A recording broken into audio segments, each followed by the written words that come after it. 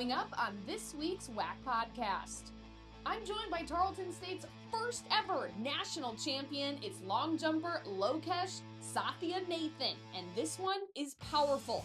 From adversity to the ultimate moment on the biggest stage, we dive into what it took to get there, the moment when he finally won it, and all the people who helped shape that journey.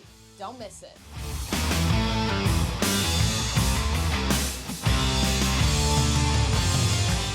I am now joined by an NCAA national champion hailing from Tarleton State University. It's Lokesh Sathyanathan, competed in the long jump just a little under a month ago, where you went 8.21 meters to win the national championship. So I feel like that's obviously where we have to start. Take me back through that moment. I know it was a tough battle between you and the number 2 guy, and you had that terrific jump and you became a national champion. Yeah. It was a pretty intense moment, and it was magical too. So yeah, he went out there and jumped 820 on his third attempt, and that's when it was pretty intense. We didn't even see coming the big jumps in the third rounds, and has he got it? I think that's pretty much hyped me up a lot. Now like I have to remind myself, and it's like, hey, now this is the time to go out there and get what you need to. And then my coach Carter, like, he told me the same thing. He's like, hey, you have it, go get it. And he said, like, if you want, this is the right time, just go get it. And I said, "Hey, coach, it's fine.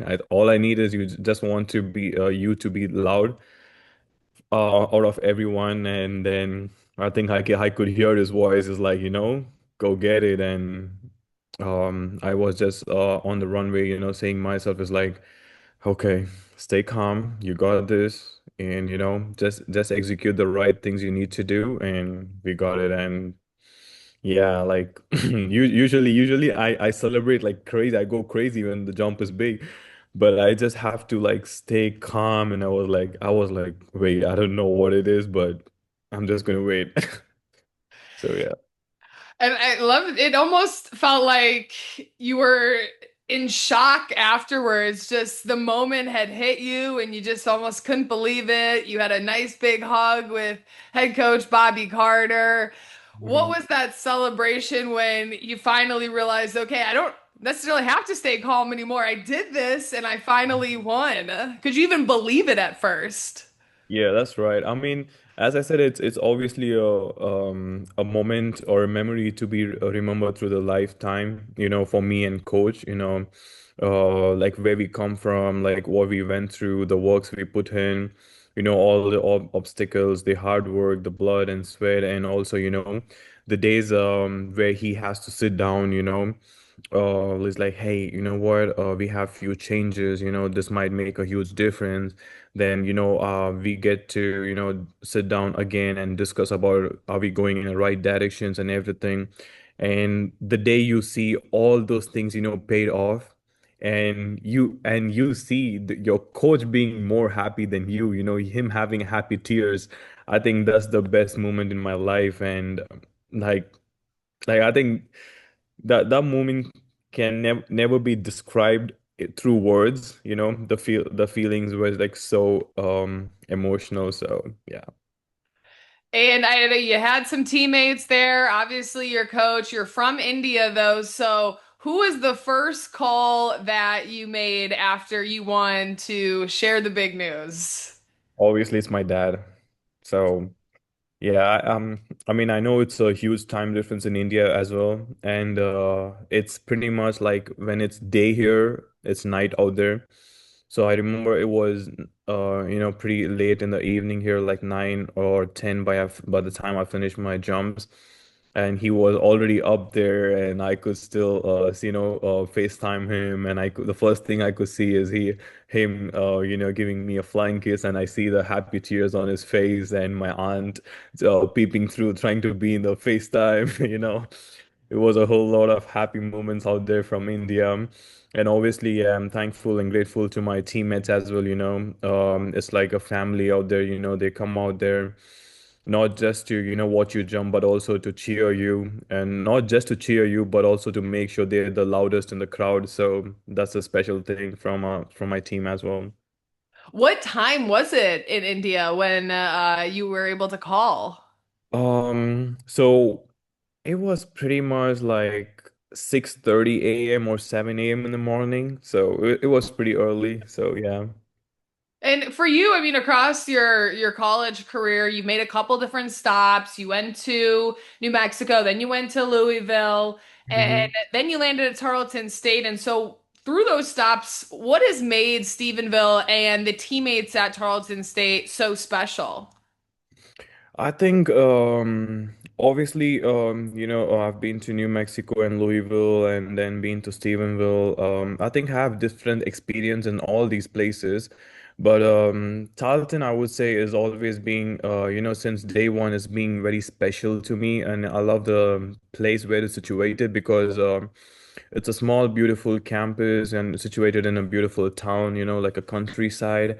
Like I think this is like a perfect place for, like elite athletes or pro athletes to be focused more on training part and taking care of themselves. There's no much distractions. Like, we have the right amount of facilities to be great. Like we have a good track, we have a good lifting room, and also now we have the ECU center, which we have like new technologies for recovery and everything. So yeah, and the second thing I would say, Tarleton, the team is like a family. So you don't feel it's just a team. It feels like a pretty healthy environment. And I would say this is the healthiest environment I've ever been in my sports career. Everybody is, there around you, willing to support you, cheer for you and everything. And obviously, um, among all these things, that makes most special is Coach Carter because I have known him for quite a bit now, and he's a head coach here. But for me, he like I've never felt he was my head coach because he's always been my best friend, my mentor, my father figure. Like he's been a family to me here. So I think so like all these things together makes Starlton for sure a really really special place, and it has a really special place in my heart too as well, and I love this place.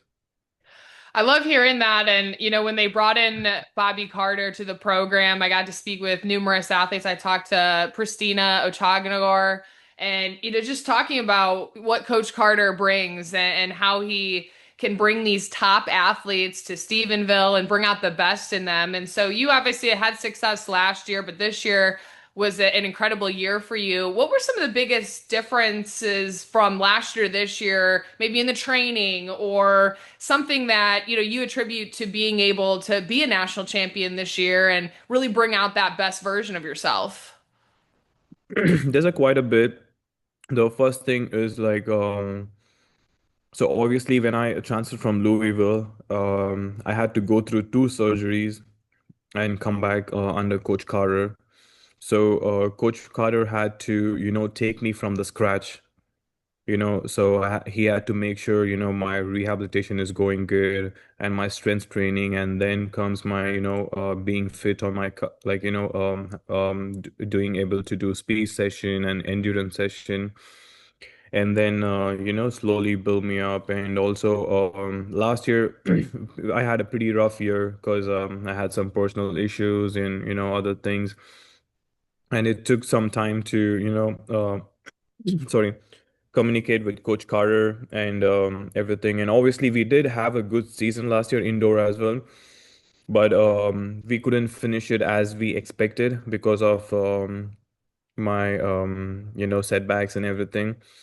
But outdoor, obviously, we made a huge impact on outdoor season because having a NCAA lead throughout the outdoor season and then going out there finishing in the fifth in the nationals. So it was that was actually a foundation, to win this year because always one thing Coach Carter said is, hey, you can win it. You just have to know that you win it. You just have to be confident enough. Go believe that, whatever we put, like work we put in, is just gonna pay off. Just, those kind of talks and, the mindset he's been working with us, like as I said, he's one coach that makes so special is he never gets disappointed in you. He's the same. You do bad, he's the same. You do good, he's the same. You do great, he's the same. So that perspective of him actually changed my whole point of view on track and field career of mine. So, then I had to take those kind of mindset and saying that, if my coach is this positive, if my coach believes in me so much, then my belief, in myself should be more higher than him. And I have to make my mind right. And, and like I sat down with coaches like, hey, coach, you know what? We're winning this. We go out there and we show the world and we're gonna put the Tarleton on the map and show the people and show the world that here Tarleton is here. And yeah. I absolutely love that. And I was going back through your background and some of the things that you've had to overcome. I mean, you just mentioned when you got to Tarleton, you had surgery. And so it looked like that was a teammate at Louisville had dropped a weight on you by accident and broken your foot. I mean, I couldn't believe that. How were you Mhm. able to, handle that situation? And that wasn't even your first surgery. I mean, back in the day, you got hit by a car and had some major surgery there. So take me through those two experiences that not many people have to go through, and you were able to overcome both to be where you Mhm. are. Yeah, I mean, it was a rough times actually, but at the same time, as I always mention this, I'm pretty thankful and grateful to God because moments like this has built me for who I am today, and put me into the position for what I am. So yeah, in 2019, that I met with an car accident. It was pretty bad, car crash. My whole face was, like it was pretty horrible. Like then I had to go through some facial surgeries, treatments, and my hands, my ribs, like everything was hurt. Then I came back from there in 2020. Then COVID hit. Then and then came back in 2021. Opened up a PB season. Then 2 months before my Olympic trials, I lose my mom. Like which was like a huge, huge shock for me. And then I had to decide is like I had to leave this place to make my mind right. And also my mom, that's what she said is like, hey, just go follow your dreams for the last time. And when I saw her, she's like, just go follow your dreams, do what you want to do, and I want to see you win everything that you actually dreamt of. I was like, okay, if that's what my mom said for the last time and I'm just going for it. So that's when I reached out to people and and then I ended up coming to United States for, to begin my collegiate journey. And then I transferred to Louisville, and this same thing happened right before, like 3 or 4 months before Paris Olympic trials. This happened, and I had to just quit, go back to India because the surgery, obviously, a month after the surgery turned out to be a failure because the screw which was inside it was started popping up the other side of the finger, and I didn't get any help out there. They didn't know. They were like, oh, it's a kind of a nail infection. It's gonna be all right. And I was like, it doesn't look like a nail infection. So I had to go back to India. Then the doctor, he said, you have to be ASAP in the operation room because it's the infection is gonna be going to your bones if you don't try to take out the screw as soon as possible. So I went back to India. 3 days later, I was in the hospital, got the other surgery done, the screws removed. And then that's when, I started talking to Coach Carter again. Then I came back here. We did a good journey, and yeah, even this indoor season wasn't that easy because 3 months ago I lost my. It's almost like 6 months now. I lost my grandmother, so who I grew up with, and it wasn't easy at all. So, but yeah, all I did was, hey, just keep going. And that's such an impactful story for any athlete that's, Mm. going through a hard time, which will inevitably happen to, anyone. Your story is very unique, though, in what has happened to you. But, you mentioned your mom and how she told you to go for your dreams, and your grandmother was also a very big part of your life. And so now that you've accomplished a big part, I mean, you still have big dreams. You still want to go to the Olympics and do all those things, but what do you think that she would say if she could see what you have accomplished? You went out there and you did it. Yeah, my mom is pretty simple, she's pretty shy and she's pretty quiet. She's not an extrovert person, she's very introvert. But one thing for sure I would imagine is she would have just brought a big smile on her face, and so me and my mom, we always have this rage bait to each other.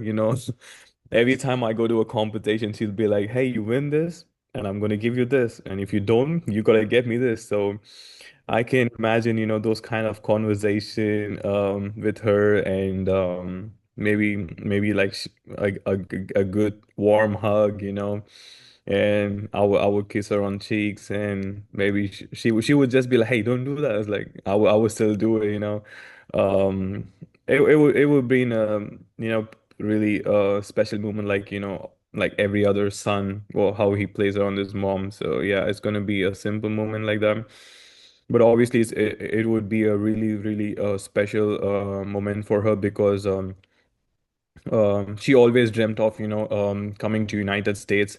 And I said her, when I was planning to move here, I said her like I'm gonna take you there one day. But she's here, she's here. I know she's here up above, and she's always around me guiding.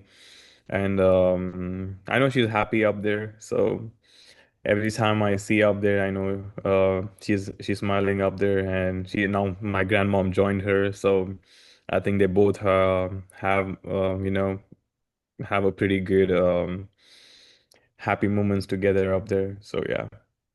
I love that you mentioned that she would say, "Hey, if you win, you get this." I mean, for a national championship, what do you think would have been on the line for that one? So for every mom, you are just a son. So don't expect anything crazy. So she would be like, she would be like either, you would get a good happy meal, or something. Like obviously she would buy me big stuffs, but not any soon. She would be like, once you're fully grown, it's like that's when I'm gonna get you. But she would be like, you're a national champion, but for me, you're still the son. Like, just come on, sit down, And probably she loves pizza and pasta. I think that would be the thing. She would be like, what, we're going out to a good fancy restaurant today, and I'm gonna, give you a good meal. So I think that would have been the thing my mom would have, said. I love that. And what you're also doing is just being a trailblazer for Indian athletes. You became the first Indian athlete to break the 8 meter mark in the indoor long jump. And I know you have a lot of pride in where you come from. And so what is that like for you to just continue to elevate your culture on the national stage? It's obviously really great opportunity for me to inspire all the younger athletes who's looking up to me from India, because not many athletes in are in NCAA. There's many athletes who wants to come to NCAA, but they actually need someone, who actually, I mean, we do have like a few athletes in past, like Tejashwin Shankar from Kansas State, and Vikas Gowda, and another, senior athlete. These we are the four athletes who's won the national championship title. So, every time athletes like this show up, it inspires the younger generation, and they will be like, oh, you know what? I need to try out there, I need to go out there, try to be a better athlete, in NCAA as well. So obviously, moments like this, it inspires me as well as the younger generations. And also, coming from where I never experienced the indoor facility in my lifetime, and coming out here and jumping a world class mark, and also setting a national record for the second time again, and also have being able to jump over 8 meters and also winning the NCAA championship. I think all these obviously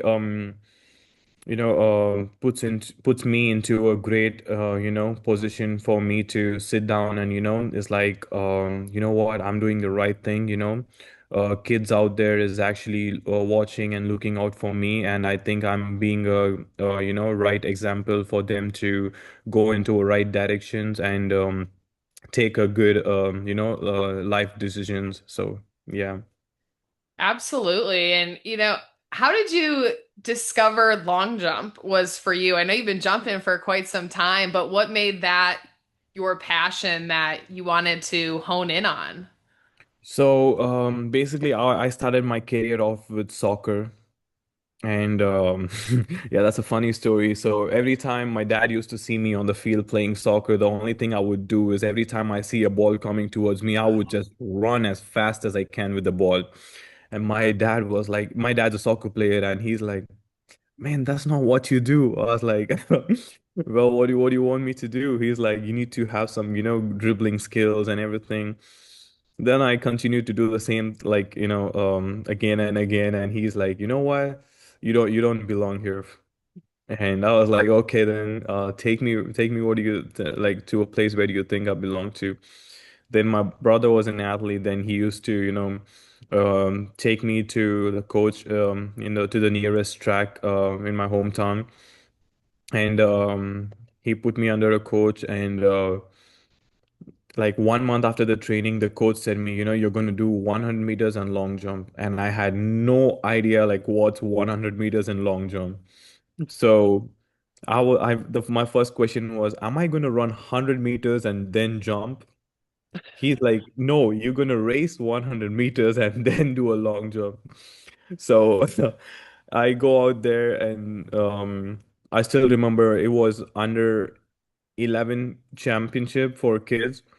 And I jumped 3.54 from 2 foot behind the board, and 14.27 seconds in 100 meters, and I won two gold. And that's where the journey started. And ever since then, I just stick on to it. Wow, I love that. I mean, from thinking that it was a 100-meter dash and then Mhm. jumping to a national Mhm. championship. Right.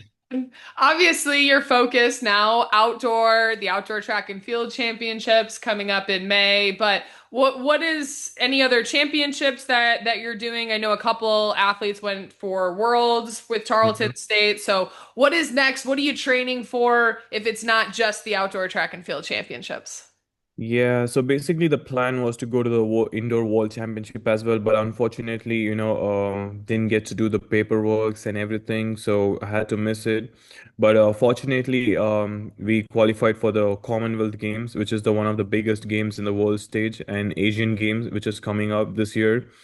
So we are preparing for, like, we have having a preparation started for the outdoor season now. So I think main focus would be on these two big championships for now, and just work towards it on all the little things, and be focused on getting it right on the bigger stages. So yeah, pretty much it's that's it for this year, and there's nothing complicated plans or some. It's a pretty easy ones. When would you leave for those games? So I'm just waiting for my federation to get back to me. We're gonna sit down and talk to them because my graduation is coming up in a month. So I gotta figure things out, and I gotta finish strong in my academics.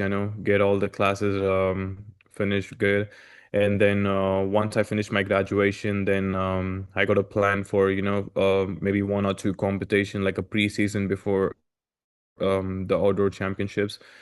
Probably maybe we would go like 2 or 3 weeks before the major championships out in Europe, and compete there and then go to the Commonwealth Games. Well, you have a busy couple months ahead. You get to graduate a national champion, and the journey isn't done. Lokesh, it was an absolute pleasure getting a chance to talk to you, know your story. You inspire so many, and wishing you the best of luck and can't wait to follow along in your journey. Appreciate it, and thank you for having me on your podcast. It really means a lot, and appreciate it for your valuable time.